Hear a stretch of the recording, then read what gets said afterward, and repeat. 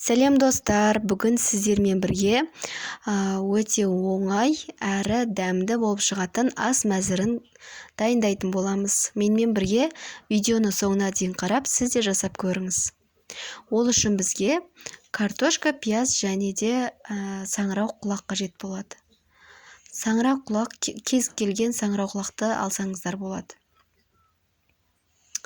Осылай турап алдым. Пісірген уақытта бұл кішірейеді.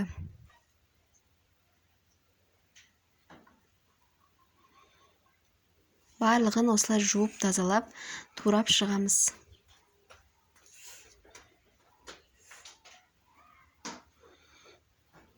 Мінекей осылай барлығын турап алдым. Енді картошкамызды, пиязымызды турап аламыз. Орташа пиязды алып, осылай турап шығамыз.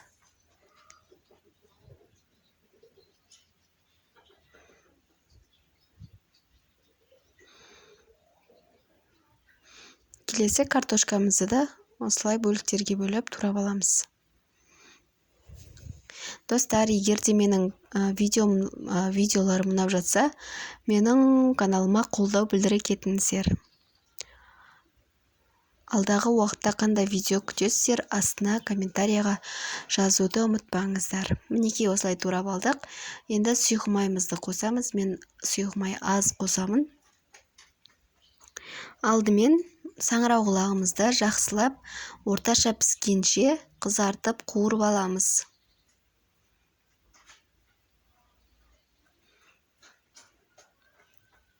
Тұз себеміз.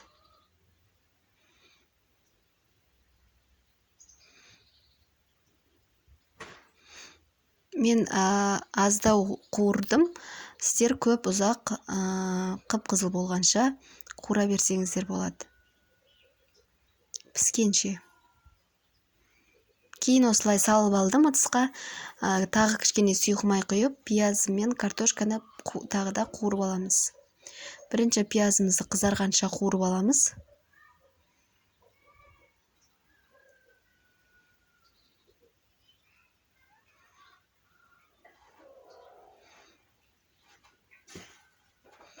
Кейін картошкаларымызды саламыз.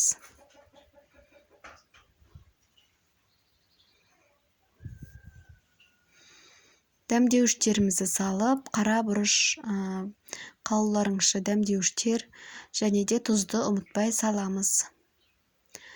Жақсылап қуырылып, пісті деген кезде саңырау құлағымызды салып, тағы да араластырып қуырамыз, астын басып баяу отта. Осылай бетін жауып, жарты сағаттай қоямыз.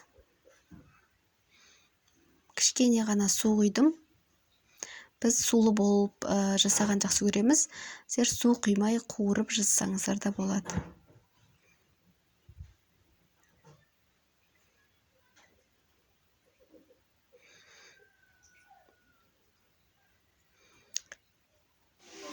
Міне достар, біздің тағам дайын болды.